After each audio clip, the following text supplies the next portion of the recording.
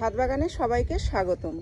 তো বন্ধুরা, অ্যাডেনিয়াম গাছের বীজ সংরক্ষণ করে রাখতে হবে কিভাবে। এখানে দেখুন ফুলের পরে যে বীজ আসে, সেই বীজে যখন এরকম বীজ বড় হয়ে যাবে, এরকম পুষ্ট হয়ে যাবে, তখন একটা গার্ডার পেঁচিয়ে দিতে হবে, কিংবা সুতো বেঁধেও আপনারা রাখতে পারেন। এগুলোকে এরকম টাইট করে এইভাবে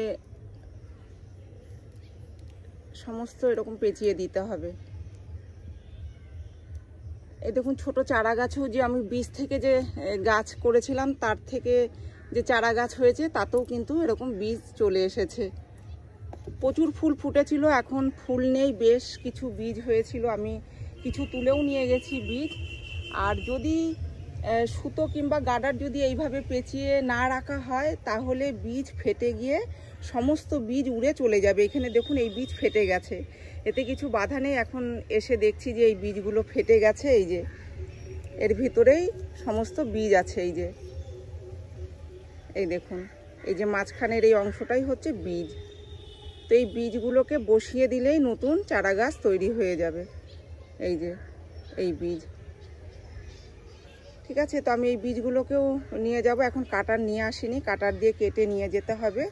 এর আগেও আমি অনেক বীজ তুলেছি, সংরক্ষণ করে রেখেছি। তবে এই যে বীজগুলো সরাসরি মাটিতে বসিয়ে দিলেই চারা গাছ বের হয়ে যাবে। খুব বেশি দেরি করার দরকার নেই, আপনারা 15 দিন কিংবা 1 মাসের মধ্যে বীজ বসিয়ে দেবেন, তাহলেই বীজ থেকে নতুন চারা গাছ বের হয়ে যাবে। এর আগেও আমি ভিডিও ছেড়েছি যে কিভাবে বীজ থেকে চারা গাছ তৈরি করা যায়, কত দিনের মধ্যে বীজ থেকে চারা বের হয়ে যায়। মোটামুটি 1 সপ্তাহ ধরে রাখুন, 1 সপ্তাহের মধ্যেই দেখবেন বীজ ফেটে বের হয়ে যাচ্ছে গাছ। কখনো কখনো দেখা যায় যে তার আগেও বের হয়ে যায়।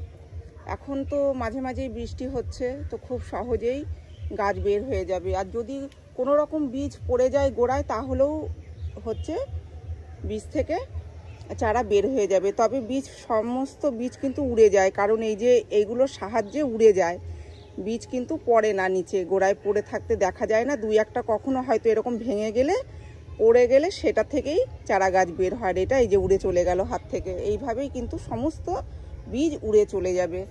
তাই বীজ এইভাবেই সংরক্ষণ করে রাখতে হবে আমাদেরকে। আর এখন যেহেতু অনেক বীজ এসেছে, সেই কারণে ফুল ফোটা বন্ধ করে দিয়েছে, তারপরেও এই দেখুন আবার কুড়ি আসছে। তো এইভাবেই আবার সমস্ত ফুল ফোটা শুরু করে দেবে। এদিকে আরও রয়েছে কিছু গাছ। এই যে গাছকে ঝাঁক করতে হলে কাটাই ছাটাই করেই গাছকে ঝাঁক করতে হবে। এই একটা বীজের গাছ, এই যে বীজ বসিয়েছিলাম, এই যে সুন্দর হয়েছে চারা গাছ, এই দেখুন। আর এগুলো এর আগে সমস্ত বীজ বসিয়েছিলাম, এতে ফুলও ফুটেছে একবার, তারপরে কাটিং করে দিয়েছি। আর এরকম অসংখ্য ডালপালা বের হয়েছে, ঝাঁক হয়েছে। যত ঝাঁক হবে তত ডালে ডালে কুড়ি আসবে, আর সেই কুড়ি থেকেই ফুল পাবো। এই যে একটা বসিয়ে রেখেছিলাম, এই যে এগুলো বীজ বসিয়ে রেখেছিলাম, এই দেখুন গাছ হয়ে গেছে। খুব সহজেই বীজ থেকে গাছ করা যায়। এইদিকেও বেশ কিছু গাছ আমি এইভাবেই ঝাঁক করেছি। এই দেখুন 4 ইঞ্চি টবে বসানো রয়েছে। এর রিপোর্টিং করে দিলেই এর গোড়া মোটা হবে, কারণ অন্তত 6 মাস পর পর রিপোর্টিং করে দিতে হবে, আর নয়তো 1 বছর পরে করলেও করতে হবে, তবেই এই গোড়াগুলো বেশি মোটা হয়।